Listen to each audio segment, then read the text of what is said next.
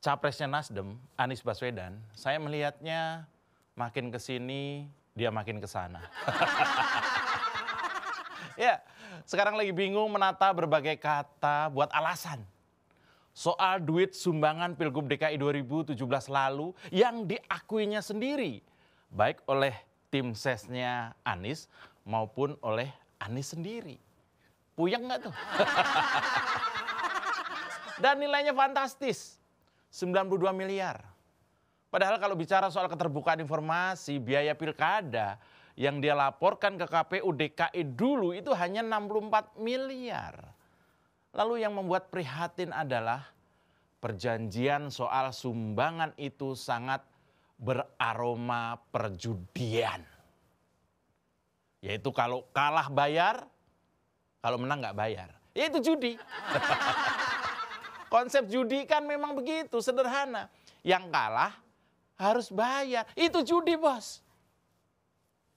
Taruhannya apa? Ya jabatan gubernur. Jadi sebut saja ada dua pihak nih ya. Ada dua pihak. Satu pihak bilang akan mencalonkan jadi gubernur. Satu pihak mempertaruhkan uangnya 92 miliar. Kalau benar bisa jadi gubernur, maka taruhan uang itu kalah. Uang hilang alias nggak dibayar. Sementara kalau ternyata Anies kalah dan nggak jadi gubernur, maka petaruh yang menang, uang harus dikembalikan. Simpel, itu taruhan. Dan taruhan adalah judi. Kata Bang Roma kan haram. Dan karena Anies itu selalu dicitrakan sebagai orang yang kuat beragama. Dia pasti tahu. Judi itu selain dilarang negara, juga dilarang agama. Masuk kategori dosa besar. Kalau di Aceh, itu pelakunya itu dicambuk. Atau bahkan kalau mati bisa masuk neraka jahanam.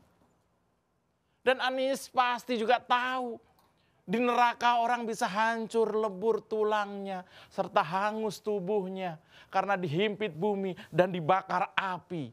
Sebagai balasan dosa yang dilakukan, insan yang berdosa di masa hidupnya menjalani siksa di alam kuburnya. Jadi lagu siksa kubur kan? Tonton sampai kelar ya.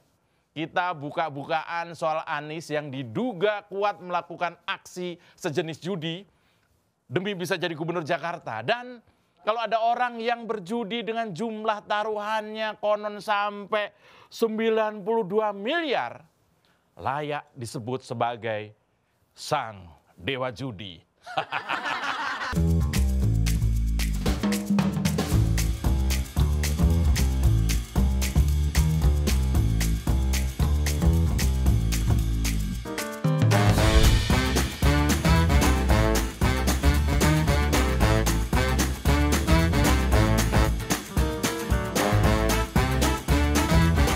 Ya, saya Mas Joprey, selamat datang di Mindset Main TV, bukan main. Iya, jadi begini, saya yakin Anies dan timnya sekarang tuh lagi ruwet. Mereka lagi serba salah, lagi dilema, bingung gimana caranya counter isu yang makin menggulung, makin menggema, makin besar ini. Soal hutang Pilgub yang 92 miliar itu jelas. Sekarang Anies bingung bagaimana klarifikasinya. Karena kalau dilihat dari isi perjanjian yang ditandatangani di atas meterai oleh Anies sendiri, itu isinya Anies jelas melanggar undang-undang pilkada, bos. Kenapa bisa begitu? Ya, jelas. Kalau hutang dikatakan sumbangan atau dukungan pilkada, itu melanggar undang-undang pilkada. Karena jumlah besaran sumbangan pilkada kan ada maksimal jumlah yang diperbolehkan. Dan itu nggak sampai 92 miliar juga. Nah, menurut aturannya, jumlah maksimal sumbangan untuk pilkada ya, itu adalah 75 juta untuk perorangan. Dan nggak sampai 1 miliar untuk perusahaan atau korporasi, tepatnya 750 jutaan lah. Itu. Lah ini sampai 92 miliar, bos, artinya jelas ini melanggar. Dan bisa dipidana para pelakunya. Tapi kalau uang 92 miliar itu diakui sebagai hutang dan kemudian oleh Anies diakui sebagai sejenis taruhan seperti yang dia sampaikan kemarin, yaitu pinjaman itu lunas kalau sudah menang dan wajib dibayar kembali kalau kalah. Makanya itu sama dengan judi. Nah, mana yang mau dipilih? Lebih baik kena pasal pidana karena sumbangan pilkada yang melebihi aturan, bahkan sangat melebihi 90 kali lipat dari yang diperbolehkan, atau lebih senang disebut sebagai penjudi karena taruhan kemenangan dengan pemodal. Mungkin ini kenapa kemudian kemarin Sandiaga mengajak menyudahi masalah ini agar tidak ada perpecahan. Ya, Anies jadi dilema dong ya. Dihadapkan pada stigma sebagai spesialis penjudi dalam pemilu, atau sebagai pembohong soal jumlah sumbangan pilkada dan bisa kena delik pidana. Bisa kena delik pidana, bos. Karena dana kampanye wajib diperoleh, dikelola, dan dipertanggungjawabkan berdasarkan prinsip legal, akuntabel, dan transparan. Dan kalau analisa saya ini benar, maka Pilkada DKI bukan hanya pilkada paling brutal dalam konteks kriminalisasi, mengatasnamakan agama bagi lawannya Anies, tapi juga jadi pilkada paling buruk hasilnya karena selain Anies mengusung politik identitas, juga sangat diwarnai dengan kebohongan, utamanya soal pendanaan kampanyenya. Patut diketahui ya bahwa ada pasal-pasal yang mengatur tentang sumbangan kampanye pemilu yang tidak boleh dilanggar.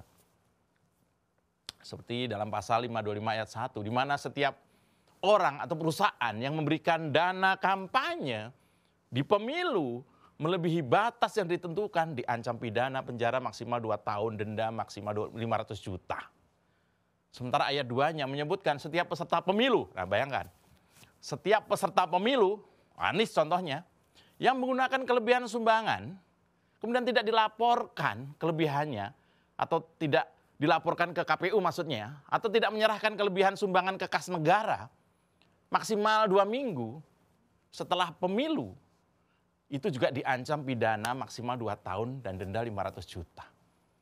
Kalau terbukti, amsyong nggak tuh?